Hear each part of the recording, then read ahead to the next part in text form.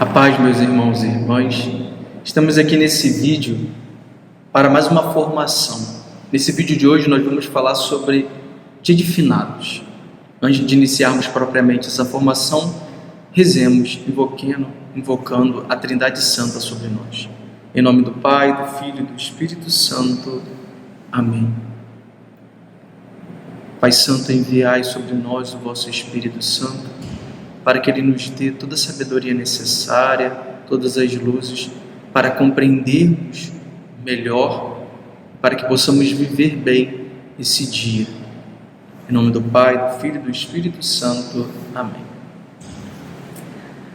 A cada ano, no dia 2 de novembro, a Igreja celebra o Dia de Finados.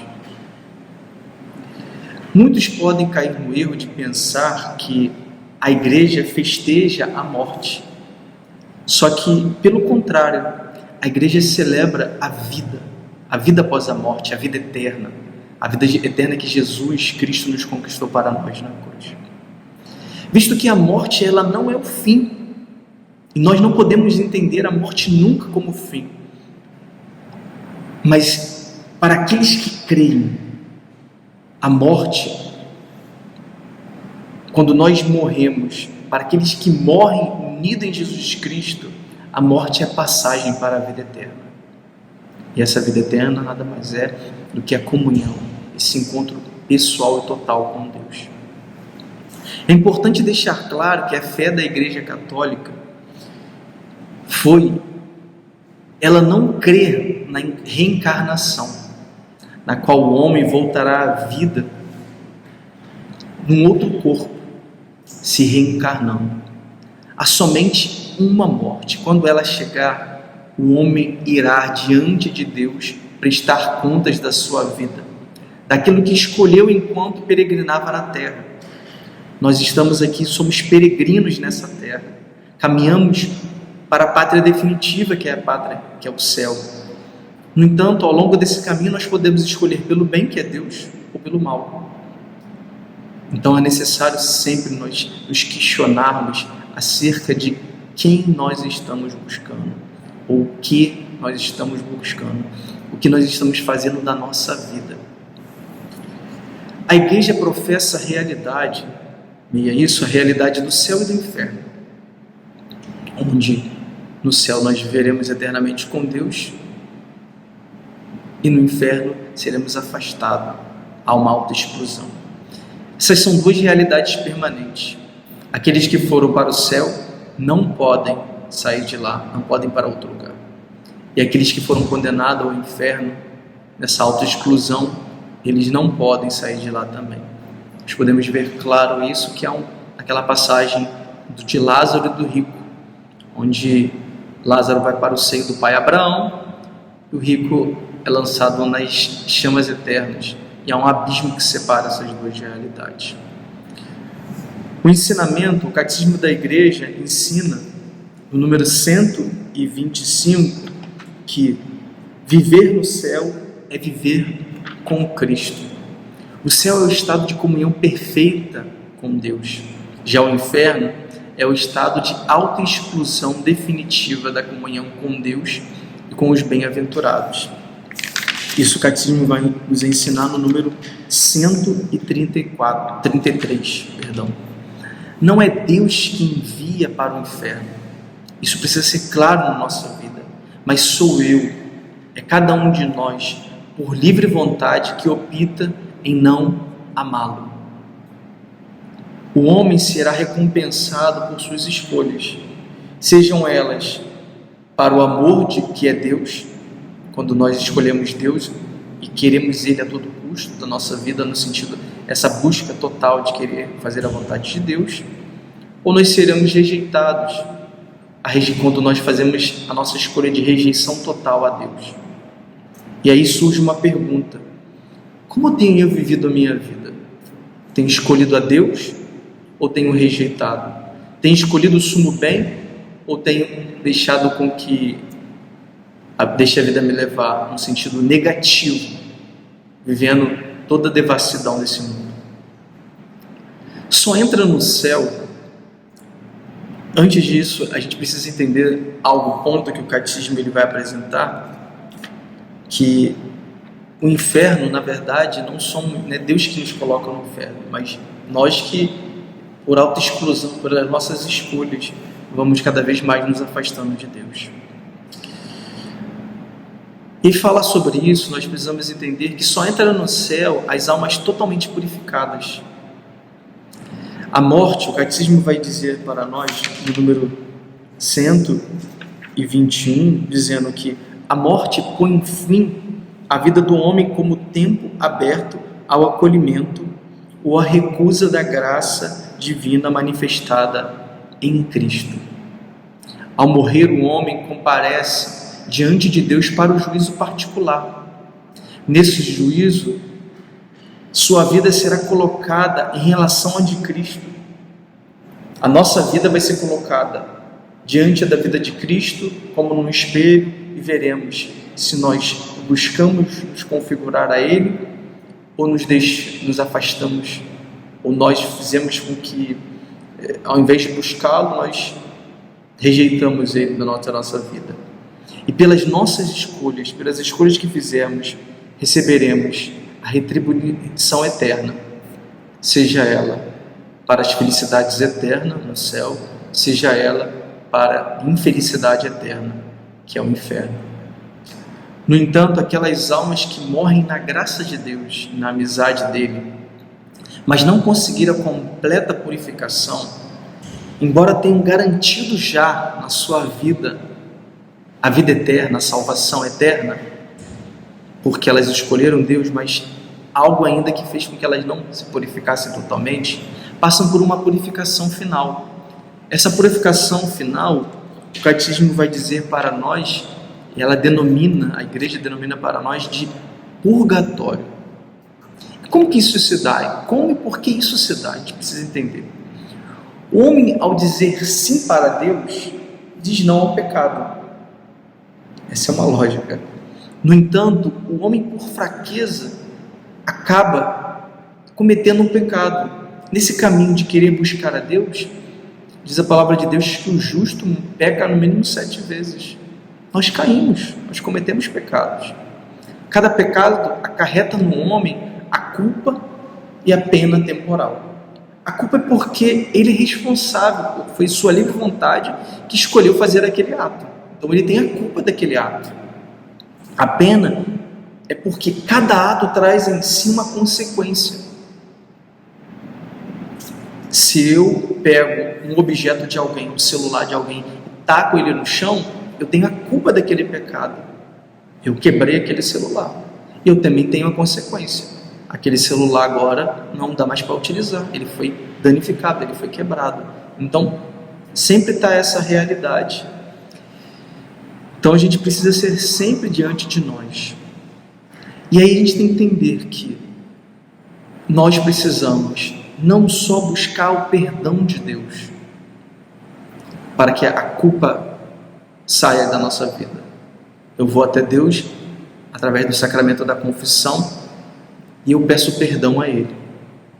Mas só que não basta somente isso, porque tem a culpa e tem a pena temporal. Então eu preciso pedir o perdão a Deus, conseguir a graça dele me perdoar e a culpa ser retirada da minha vida, mas também eu preciso expiar pelaquela pena temporal. Uma pessoa que morre com o perdão de Deus, na sua amizade, mas não conseguiu expiar a pena, purificando totalmente sua alma enquanto peregrinava sobre a terra, passará pela purificação final, que a igreja chama de purgatório, como já foi dito. As almas que estão no purgatório não podem fazer nada por si mesmas. Elas não podem mais oferecer atos de penitências, esmolas, caridade, pois o tempo de fazer já aconteceu. Foi enquanto elas estavam vivas, como eu li para vocês no número do catecismo, no número 1021. Então elas não podem mais fazer nenhum ato para elas mesmas. Agora é esperar e confiar na misericórdia de Deus, que no tempo oportuno quando elas forem totalmente purificadas, Deus vai admiti-las no céu, admiti-las na sua presença, na visão beatífica. No entanto, nós vivos, nós que aqui estamos ainda na nossa peregrinação, podemos e devemos fazer algo por essas almas. Podemos oferecer nossas orações, jejuns, mortificações, esmolas, indulgências, obras de caridades, em favor dos defuntos, pedindo a Deus que conceda o quanto antes que essas almas alcancem o céu. Essa prática de oração pelos defuntos está apoiada na Sagrada Escritura. Quando Judas Macabeus, lá em 2 Macabeus 43, no versículo 2 Macabeus 2, no 43 ao 45, quando ele vai dizer que eles estão em guerras, eles estão tentando em guerras, e o que acontece? Nesse processo, eles acabam lutando. Perdão, falei errado, 2 Macabeus 12, do 43 ao 45. Que Judas de Macabeus, eles estão em guerra, e alguns na guerra ali, para libertar Jerusalém, eles morrem. E eles percebem que todos os que morreram, eles carregavam dentro de si algum objeto de um ídolo. Então eles morrem na idolatria.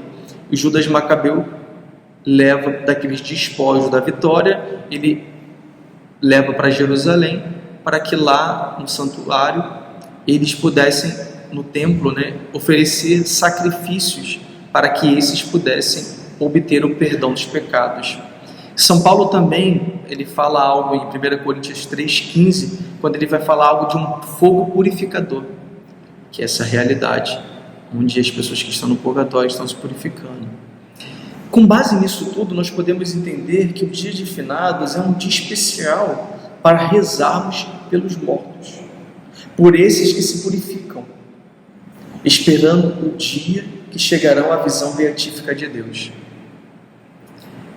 Então, a igreja nos apresenta esse dia especial para que nós, a cada ano, lembremos que nós precisamos rezar por essas pessoas. Porque quem é aquele? Nós não sabemos aqueles que foram para o céu direto. Aqueles que já viviam tanta amizade com Deus e conseguiram purificar-se das penas temporais. E assim, foram diretamente para a visão beatífica de Deus.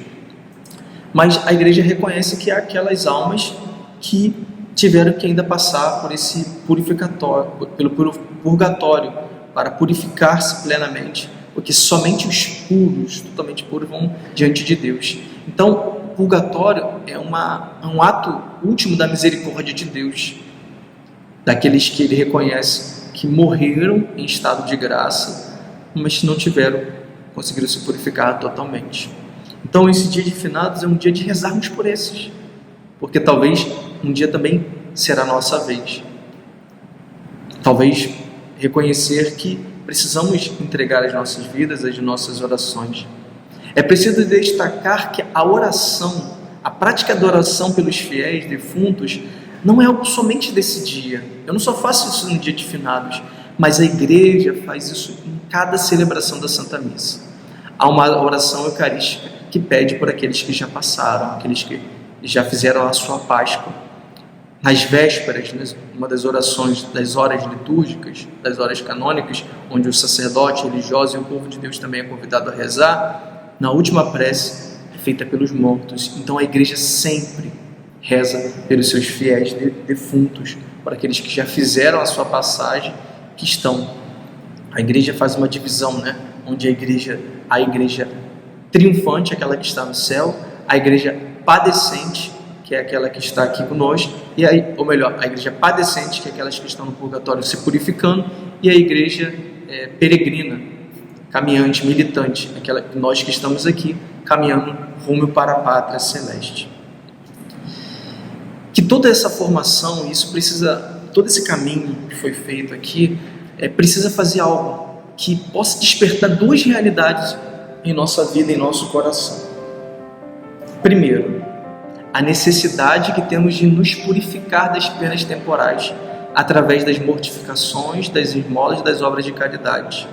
Não é simplesmente pedir perdão a Deus e esquecer dessa realidade, porque seremos retribuídos, recompensados.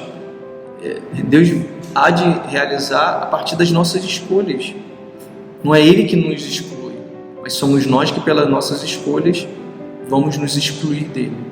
Então, assim, reconhecer que eu preciso pedir o perdão de Deus. Se eu não estou na confissão, que eu busque, se eu estiver em pecado mortal, que eu busque logo a confissão. Mas eu saio também com o propósito de purificar-me, buscar meios para purificar-me das penas temporais, das consequências desse pecado. E também, o segundo ponto, a segunda necessidade, que é algo que é despertar em nossos corações, a necessidade de rezar pelos fiéis defuntos, para que eles alcancem o quanto antes a purificação e assim possam viver essa visão beatífica de Deus. Que Nossa Senhora, que a nossa advogada, possa interceder por cada um de nós. Em nome do Pai, do Filho e do Espírito Santo. Amém.